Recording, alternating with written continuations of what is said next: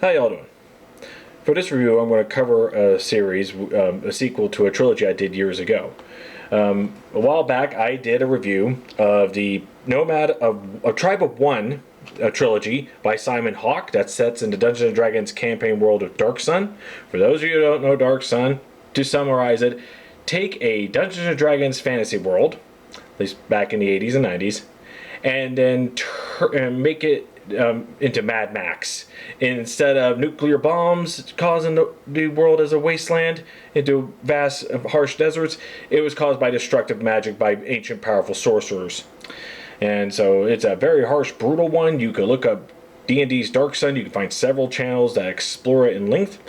But and if you wanted to go through that first. Now, there, of course, like Forgotten Realms and Dragonlance and all that, they had a series of books that's set in that setting here.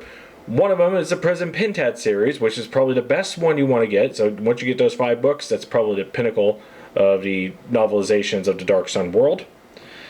But there was also the trilogy that I reviewed years ago, the Tribe of One, which some would argue is hard to really fit into the canon. I'll explain that shortly.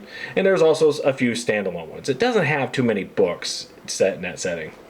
Because as much as Dark Sun has a hardcore fans, and they don't really take off as much as, say, Forgotten Realms, Dragonlance, or even Ravenloft and such. So, but be it as it may, going back, I reviewed this trilogy with Tribe of One. All written by Simon Hawke. We have the Outcast, the Seeker, and the Nomad. The main character is this guy here. His name is Sorak, and he is half halfling, half elf. So he's he's called an elfling in this. In this original trilogy, he was found as a baby by a group of people called the Pyrines. He's now taken to a special druidic order that normally only takes females, but they decided to take him in because the Pyrines told him there's something special about this one. As he's growing up, Sorak finds that he is not one person, but he is several people. Well, within the mind of Sorak are the minds of various number of individuals, each with their own strengths and all that to help him out. Hence, he's the Tribe of One. It's not multiple personality disorder. This is something much deeper, which we'll explain in the 3rd book. I have done a review on this trilogy. You can look into that if you're serious. However, after that trilogy, we have a sequel, which is what we're going to cover. The Broken Blade, the standalone sequel to The Tribe of One, written by Simon Hawke. So, let's look into it. The book starts off directly where the trilogy leaves off. In his wanderings, Sorak is on a quest to find the person who wrote the Wanderer's Journal, a very famous traveler's guide into Dark Sun. When you get the campaign setting in the original Dark Sun box set, it comes with a little a book called The Wanderer's Journal, which is all fluff about the layout and the land, who inhabits it, what have you. Very good book. It's also, and this is kind of in the meta, it gets meta in the series here. The Wanderer's Journal is in the Dark Sun world. It basically is a good traveler's guide. And in the end, Sorak finds the answers he seeks through the writer of that. I won't spoil that there. But the story leaves off, they were at the dead city of Bodash. At the end, the sword he was given, a famous Seal Elvish blade, is broken, Galdra. But he no longer is the Tribe of One. He is just by himself now, so he doesn't have the individuals in his head to help him out, so he's trying to adjust to that. He's still with the love of his life, Rihanna, who is also a druid from the order that he grew up in. So we start where he left off there. They're traveling, but before we get to them, the story starts off with talks about a settlement with a rival merchant house, who's run by Lord Angkor. We get introduced to this character through the Tribe 1 series. Sorak and Rihanna meet him, and he's trying to set up an arranged marriage with a princess of Dimine to another prince, and they get, she runs off with them, while the one she's engaged with is trying to chase him down. And after that's about as far as Sorak gets involved with him. But he shows up again. Apparently, an event happens. Lord Angkor is trying to align himself with another greater merchant house. But it's one of those cases where at face to face they say nice things and try to help each other out, where but behind in the minds of their, they're going to be at odds with each other, particularly Lord Angkor. And he explains that he's setting up a special gift for his rival house in a form of Kieran of Draj, a very skilled fighter, excellent leader, offering him huge amounts of money to get him out of retirement, as to help lead the leadership of this merchant house of dangers and such. So that's we get into sort of that little shadowy one. Lord Angkor is going to be sort of the main villain here. But going back to Sorak and Rihanna, they're going out of the city where they ended in the last trilogy, and they're traveling from Bodash to North Lodopolis, and which is a dwarven settlement there, and there's also a South Lodopolis. There's supposed to be a bridge over the estuary between these two, but when I say estuary, this is not a giant river of water. This is because water is scarce. This is a river of silt. You can't just simply walk on it because it's so the silt makes it to where you sink. You have to be very tall like a giant or have special ships designed to go over that. Now, Lodopolis is trying to set up a bridge to join the two so they can cross, but the progress is slow because the dwarves who are building it are being attacked by the giants who live off one of the islands in the middle of the estuary. And so, before that gets, while it's slow progress putting together, Sorak and Rihanna have to travel by ship. So they stop off North Lodopolis first, and that's where we get to introduce two new characters in a nice little, one would say a seedy strip joint. We are introduced to Cricket, who is a half-elf dancer. Now she's working as a dancer, and she could be more. She could strip down, but she refuses to do that. She maintains that she is a virgin and wishes to stay that way. She doesn't want to grade herself. The other character is Edric, an elven bard. Now, Sorak and Rihanna are getting ready to go on a ship traveling there, and we also find out that Cricket and Edric are joining that same ship as well. Now, as they go on the ship, they get attacked by giants. So Sorak even tries to fight him off. He shows very skilled. He's gaining a reputation throughout the known tier region of his exploits, which he's not really liking about this. There's also a few other things that I haven't mentioned that Sorak has gained as well. But after the incident with the giants, he meets up with a man who's a very skilled but also richly dressed man. You would have figured he was just a dandy or something like that as far as dark sun concerns. But no, this guy's this is Kieran, who's taking on the job of Lord Angkor at the merchant house here. So he meets him up, and he's impressive seeing Sorak. He actually is a nice guy in this. So with that said, he offers Sorak a job there if he ever needs one. Eventually they go to South Lodopolis. And that's where they start setting up a little caravan to travel from where they are to a place called Alterac, which houses the merchant house that Kieran has been hired to do. And that's where we get, and Cricket and Edric are also part of that caravan. Now, we get with Edric, who, he's just a regular elven bard. Now, for those of you who know Dark Sun, elves are not your typical elves of fantasy. They are very untrustworthy. Their appearance is very long, tall, and slender, from 6.5 to 7.5 feet tall, and they don't ride animals; they run.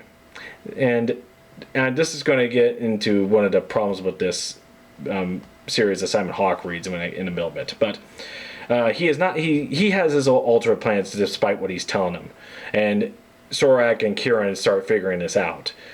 So one of the things is that it gives this huge elven raid against them.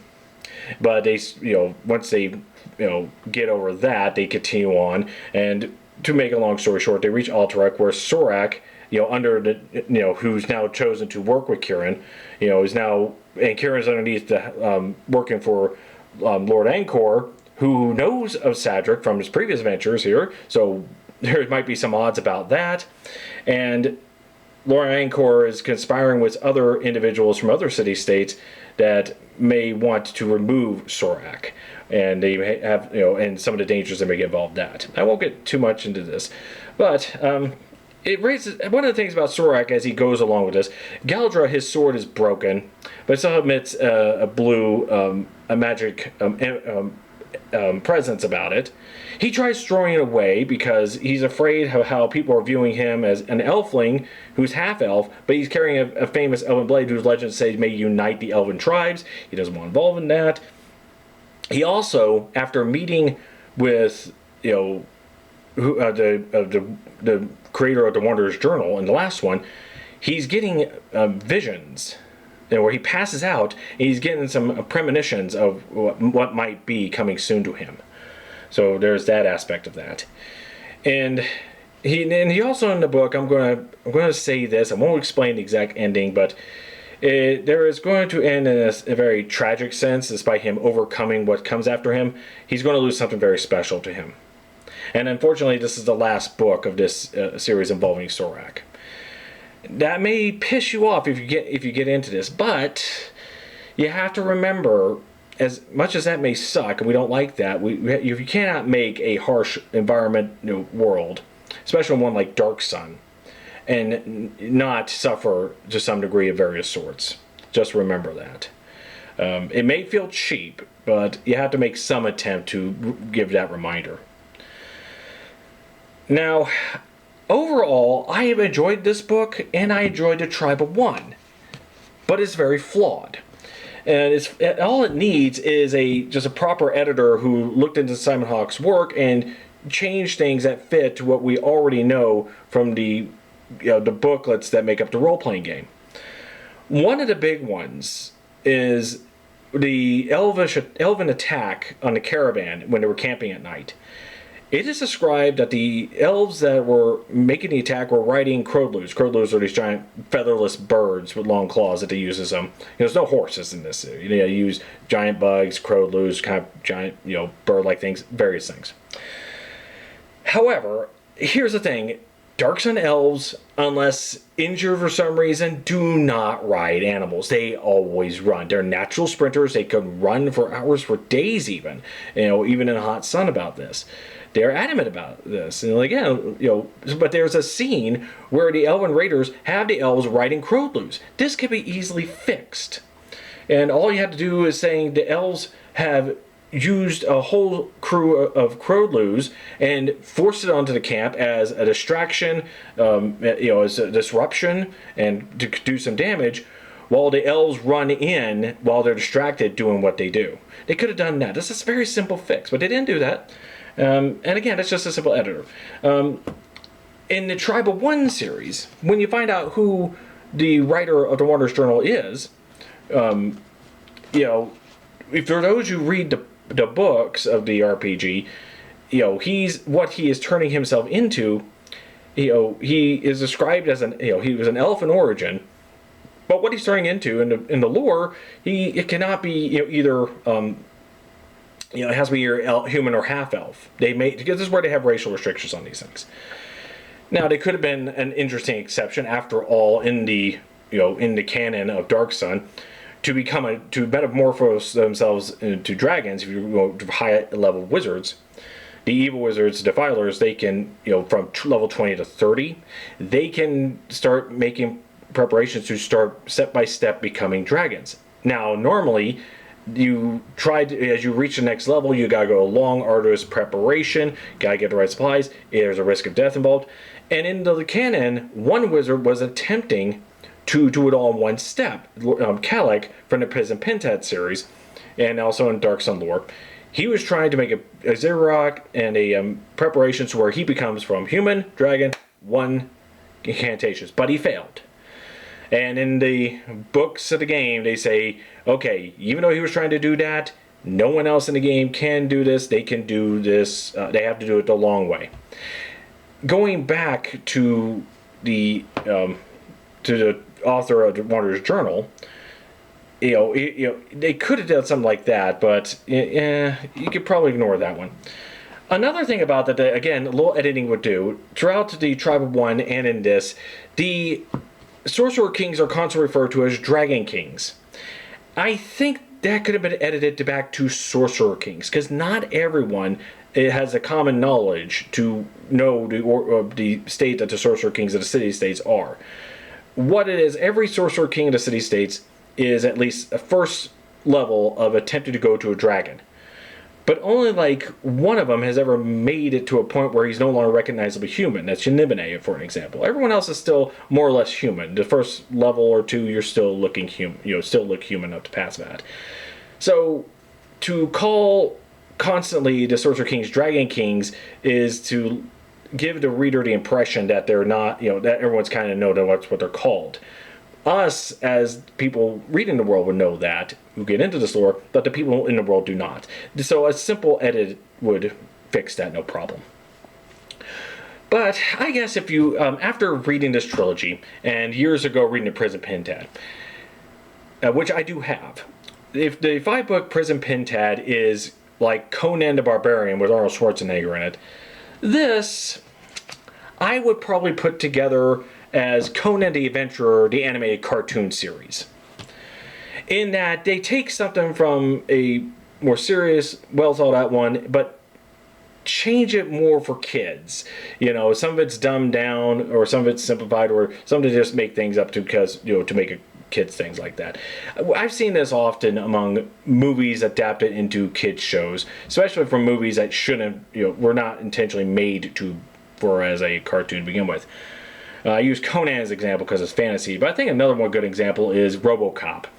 We all watched RoboCop. We know that is a very violent movie. That one in part 2. Part 3 dumbed down. But before part 3, there was a weekly animated cartoon of this. And that cartoon, of course, was made because we watched it as kids, even though we weren't supposed to. It's a rated R movie, but it was popular with us. And so to cash in on that, they made toys, they made a cartoon of this, and you think they're violent? No, they're dumbed down for kids, or modified for kids. And that's what I think about this.